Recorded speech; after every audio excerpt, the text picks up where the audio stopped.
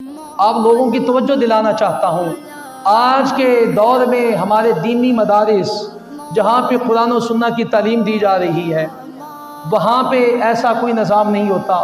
Government کسی دینی مدرسے کو فنڈ نہیں دیتی سوائے وہ مدارس جو محکمہ اوقاف کے انڈر ہوتے ہیں، جو گورنمنٹ کی حکومت میں جو گورنمنٹ نے بنائے ہوتے ہیں۔ آپ ایسے مدارس کی طرف توجہ دیں، آپ کے دائیں بائیں آس پاس یا کسی بھی جاننے والے کا کوئی دینی مدرسہ ہے تو اس کے ساتھ تعاون کریں تاکہ یہ دین کا نظام چلتا رہے۔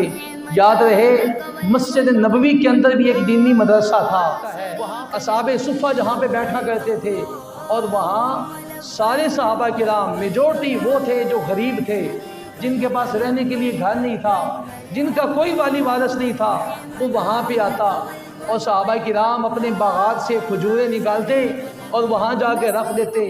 صحابہ کرام ان کھجوروں کو کھا لیتے تھے۔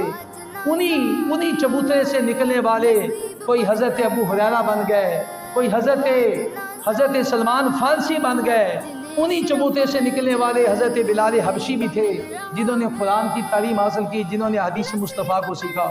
اس لیے اپنے دینی مدارس کے ساتھ بھی مخلص انداز میں اپنی زکوٰۃ کے ساتھ، صدقات کے ساتھ، فطرانے کے ساتھ آپ تعاون کرتے رہیں۔ معزز و محترم سامعین کرام، آخر میں جو اعلان ہے وہ یہ ہے، الحمدللہ اللہ کے فضل و کرم سے دیکھیں اللہ جس بندے سے محبت فرماتا ہے اللہ اس کو دین کے لیے منتخب فرماتا ہے، یہ بات ذہن میں رکھیے گا۔ اور میں نے 8 سال کا عالم کا کورس کیا، 2 سال کا مفتی کورس کیا، یہ سارا دینی مدارس سے ہم نے تعلیم حاصل کی۔ وہاں پہ ہماری کوئی فیس نہیں ہوتی تھی، کوئی رجسٹریشن فیس نہیں ہوتی تھی، کوئی ماہانہ سالانہ فیس نہیں ہوتی تھی، اور ہم نے فی سبیل اللہ دین حاصل کیا۔ اور وہ دین مجھے اگر دین پڑھایا، میں آج یہاں پہ بیٹھا ہوں تو آپ لوگوں کی وجہ سے ہوں۔ آپ لوگوں نے مدارس کے ساتھ تعاون کیا تو علماء پیدا ہوئے جو آج منبر و محراب پہ بیٹھے ہوئے ہیں، جو دین کی تعلیم دے رہے ہیں۔ تو الحمدللہ اللہ نے میرے ذہن میں ایک سوچ ڈالی، لاہور میں اللہ نے مجھے ذاتی پلاٹ دیا، میں نے اس پلاٹ کو اللہ کی راہ میں وقف کر دیا۔ یہ 19 مارچ کو ہم نے الحمدللہ وہاں ایک جامعہ بنایا، ایک دینی مدرسہ بنایا، اس کا افتتاح کیا۔ الحمدللہ میری جو سوچ ہے وہ دنیا میں کام کرنے کی سوچ ہے، ہم نے دنیا میں کام کرنا ہے، پاکستان سے باہر بھی ہم نے دین کے پیغام کو پہنچانا ہے۔ یاد رہے یہ جو آج ہمیں ہیرے نظر آتے ہیں، یہ جو الیاس قادری ہمیں نظر آتا ہے، یہ بھی جوانی سے اٹھا تھا، دنیا میں اس نے پیغام پہنچایا۔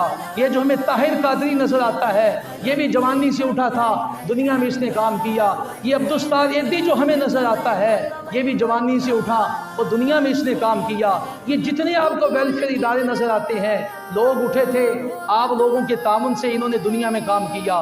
تو اس لیے اللہ کسی کو منتخب فرماتا ہے جو دین کا کام کرتا ہے۔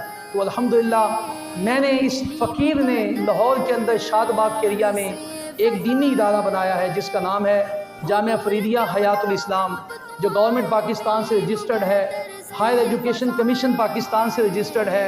الحمدللہ اس ادارہ کے اندر 50 بچیاں دین کی تعلیم حاصل کر رہی ہیں۔ بچیوں کا وہ نظام ہے، بچیوں کی تعلیمی ادارہ ہے، وہاں خواتین ان کو پڑھاتی ہیں۔ ہمارے ادارہ میں بچیوں کو سلائی سکھائی جاتی ہے۔ بیکورڈ ایریا ہے، کالو صاحب تشریف لائے تھے، صوفی صاحب بھی گئے تھے، افتتاح میں تشریف فرما تھے، انہوں نے دیکھا بہت بیکورڈ ایریا ہے۔ الحمدللہ وہ ادارہ وہاں پہ کام کر رہا ہے۔ ایک ہفتے کے اندر ہمارے پاس 50 بچیاں آ گئیں تعلیم حاصل کرنے کے لیے۔ ہم بچیوں کو فری تعلیم دے رہے ہیں، قرآن کی تعلیم، احادیث کی تعلیم، اور اس کے ساتھ ساتھ ہم سکول کی تعلیم فری دے رہے ہیں، کمپیوٹر کی تعلیم فری دے رہے ہیں، اور بچیوں کو ہم سلائی سکھا رہے ہیں۔ بڑی خواتین جو بچوں والی خواتین ہیں جنہیں لکھنا پڑھنا نہیں آتا، ہم ان کو لکھنا پڑھنا فری سکھا رہے ہیں۔ یہ بہت بڑا ایک پروجیکٹ ہے اور اس نے بہت بڑا ہونا ہے، اور دنیا میں ہمارا ایک مشن ہے، کام کرنا ہے۔ میں آپ سے گزارش کروں گا، ریکویسٹ کروں گا، اس میں ہمارے ساتھ شامل ہو جائیں اس نیکی کے کام میں۔ انشاءاللہ کسی دن آپ کو خوشی ہوگی، کبھی نہ کبھی آپ کہیں گے کہ یار ایک بندہ تھا جس نے یہ پیغام پہنچایا تھا اور وہ نکلا تھا۔ لیکن یاد رہے اکیلے ہی چلا تھا جانب منزل، مگر راستہ چلتا رہا، کارواں بنتا رہا۔